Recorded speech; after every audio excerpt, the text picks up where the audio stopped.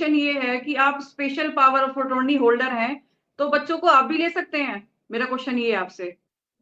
मैं ले कस्टडी तो ले सकता सकते हूँ, ले जी, सकता हूँ, और मैं आपसे पहले ले भी लेता, कोई बड़ी बात नहीं थी। लेकिन देखिए, मैं सबसे बड़ी बात है अमिता जी कि मैं, ऐसा नहीं है कि भाई अगर मेरी किसी से दुश्मनी है या मैं किसी के खिलाफ मुकदमे लड़ रहा हूं तो मेरा कोई निजी दुश्मनी है उससे, या निजी मुझे कोई उसको नुकसान पहुंचाना है।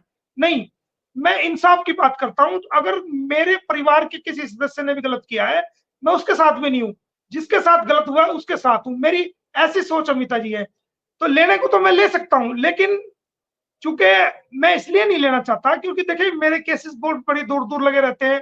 उन बच्चों की केयर करने के लिए भी फिर जो है कोई ना कोई जो उन बच्चों को जानता हो ऐसा व्यक्ति की जरूरत है। तो तब तक वो अपनी,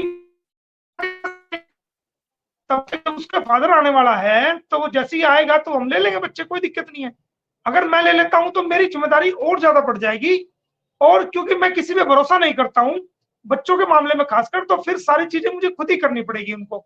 तो हालांकि परिवार में और बच्चे भी हमारे, उनके साथ वो अच्छी तरह रह सकते हैं, कोई दिक्कत नहीं है। लेकिन मैं ये समझता हूँ कि जब तक गुलाम हैदर ना आए तो वो अपनी माँ के पास है तो रहे, कोई दिक्कत नहीं।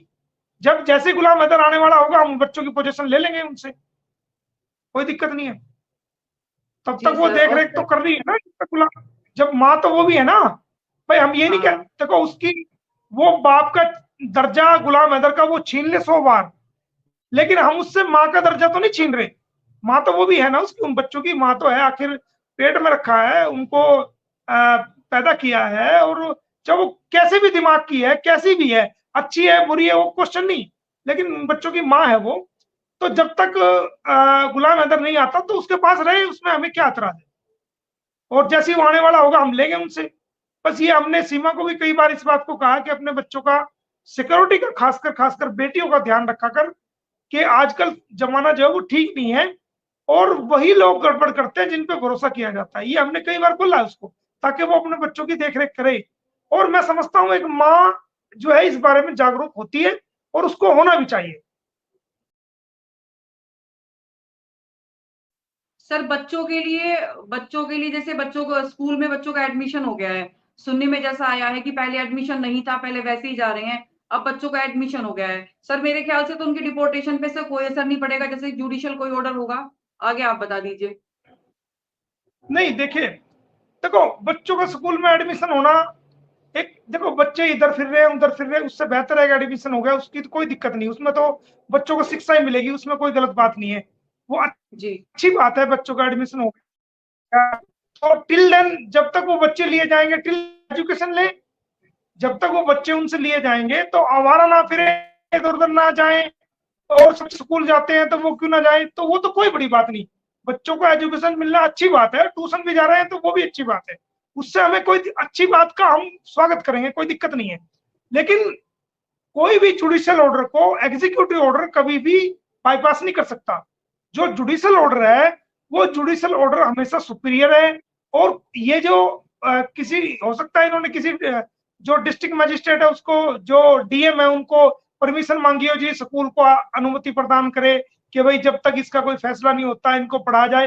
तो वो परमानेंट नहीं है, वो टेम्परेरी होगा। वो हम अभी आरटीआई लगा करके ऑर्डर ले लेंगे, हम पता कर लेंगे कि भाई किस ऑर्डर के तहत जो ना क्या हुआ है, वो हमारे पास डॉक्यूमेंट आ जाएगा। तो वो जी सर। टेम्परेरी है, till then the decision of the case, till then the decision of the trial. तो वो टेम्परेरी है ताकि बच्चों को एजुकेशन मिल सके, उसमें कोई दिक्कत नहीं है। और जब कोई जुडिशियल ऑर्डर पास हुआ है तो जुडिशियल ऑर्डर पे कोई एडमिनिस्ट्रेटिव ऑर्डर कभी टिक नहीं सकता, सामने नहीं आ सकता। वो हमेशा एग्जीक्यूट वही ऑर्डर होगा जो जुडिशियल ऑर्डर है। तो जब जो ऑर्डर हो चुका है बच्चा लेने का, सरकार, उत्तर प्रदेश सरकार को भी ऑर्डर जा चुके हैं, तो हम भी अभी थोड़ा छूट इसलिए कर रहे हैं कि अभी जैसे गुलाम हैदर आ जाए तो तुरंत हम उस पर फौरन उसको एक्शन करा दें। उत्तर प्रदेश सरकार को ऑर्डर जा चुके हैं, तो किसी भी दिन कभी भी ये बच्चे जो है वो कस्टडी में लिए जाएंगे अपनी, और उनको सरकारी संरक्षण में रखा जाएगा। और फिर बाद में वो गुलाम हैदर को सौंपा जाएगा, या इनको डिपोर्ट उसके साथ ही किया जाएगा। ये बच्चों को डिपोर्ट किया जाएगा, क्योंकि इस पर तो मुकदमे हो गए बहुत सारे, एक ट्रायल हो गया, बहुत सारे मुकदमे हमने कर दिए हैं। तो उनका ट्रायल भुगतने में इसको 10 साल लगे, 5 साल लगे, कितना टाइम लगे, कितना दिन ये जेल में रहे उसकी कोई गारंटी नहीं है। तो इसलिए ये बच्चे तो पोजीशन में लिए ही जाएंगे, इनकी कस्टडी तो सरकार लेगी ही लेगी। सर अडोप्शन के लिए, अडोप्शन में जैसा कि कहा गया है फादर की एज में बच्चे की एज में 21 ईयर एज का डिफरेंस होना चाहिए, वो तो है। और प्लस बायोलॉजिकल फादर मतलब मदर की दोनों की कंसेंट जरूरी होनी है।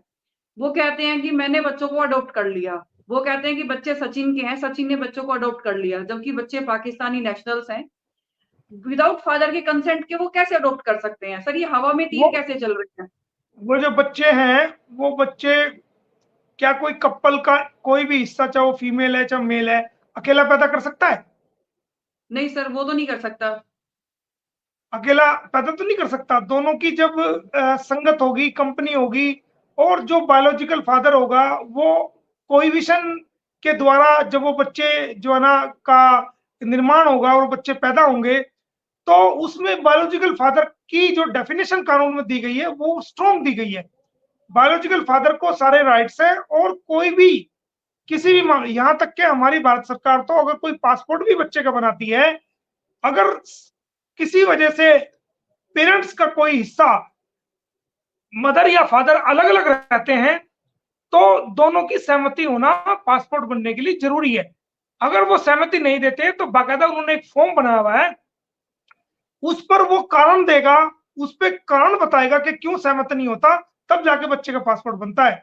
ऐसी अडॉप्शन डीड है कि अडॉप्शन जो होती है वो कभी भी सिंगल मदर जो है वो किसी को अपने बच्चों की अडॉप्शन नहीं दी जा सकती जब तक कि बायोलॉजिकल फादर के उस पर सिग्नेचर ना हो।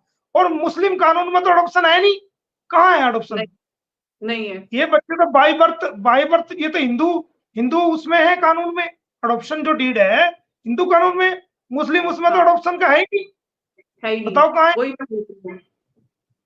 मुस्लिम लॉ में अडॉप्शन का चैप्टर कहाँ है? नहीं है सर। वो तो वफ का है, और वो क्या ना, विल का है, वसीयत का है। वसीयत आप कर सकते हो, आपकी औलाद नहीं है तो आप किसी को वसीयत कर सकते हो, औलाद बना जी। करके उसको भाई मेरे बेटे की तरह या सेवा करिए, लेकिन वो नहीं कर सकते ना। तो अडॉप्शन जो है वो हमने उसमें केस में भी हमने लिखा है कि अगर कोई अडॉप्शन डीड फर्जी बनाई है तो वो भी गलत है। ये पॉइंट्स भी वो हमारी पिटिशन आप देखेंगे तो मैं आपको भेज दूंगा पिटिशन, तो वो पिटिशन में ये लिखा हुआ है। उसका एक राउंड ये भी है कि कोई अडॉप्शन की गई है तो वो भी नल एंड वाइड है। हमने बांध के चले गए शुरू से सारा। जी, उत्तर प्रदेश सरकार पूरे भारत में सबसे पहले कानून लेके आई थी। वो आपने जी। पढ़ा भी होगा, आपने वो किताब भी देखी होगी कि provision of unlawful conversion act ordinance उत्तर को वो है क्या नाम, प्रिवेंशन ऑफ ऑफ कन्वर्जन, वो है उत्तर प्रदेश विधि विरुद्ध कानून, धर्म परिवर्तन। उत्तर प्रदेश धर्म, हाँ, उत्तर प्रदेश धर्म परिवर्तन विधि विरुद्ध कानून 2022, 21 और जी। 22 ऑर्डिनेंस, जी। उत्तर prevention of religion Uttar Pradesh कुछ ऑर्डिनेंस 2022, वो एक कानून है। वो मेरे पूरे ध्यान में नहीं आ रहा, लेकिन मैंने वो पढ़ा है। ऑर्डिनेंस है पूरा। उस ऑर्डिनेंस की का जो मैंने हिंदी में तो बता दिया आपको, उसका क्या है कि उसकी सेक्शन 3 और सेक्शन 5 और सेक्शन 6, 3 और 5 में ये है कि अगर किसी का कन्वर्जन किया जाता है तो बाकायदा कन्वर्जन करने का उसके अंदर आपको तरीका बताया गया है। अगर कोई ऐसा कन्वर्जन करता है तो 3 साल से 5 साल तक, 10 साल तक भी उसके अंदर कैद है, और 5 लाख रुपए तक जुर्माना है। और सेक्शन 6 ये कहती है कि अगर शादी करने की नियत से कोई भी दोनों कपल में से कोई भी व्यक्ति अगर धर्म परिवर्तन करता है तो वो शादी मान्यता नहीं रखती, जो शादी करने की नियत से धर्म परिवर्तन किया गया हो। ये सेक्शन 6 उठाना, आप सेक्शन 6 कल पढ़ना, देखना, उसमें मिलेगा। और अगर किसी ने ऐसा किया है तो वहां पर सेक्शन 6 को फैमिली कोर्ट में चैलेंज किया जा सकता है, उस शादी को। और जहां पर फैमिली कोर्ट नहीं है वहां पर सिविल कोर्ट में भी उसको चैलेंज किया जा सकता है।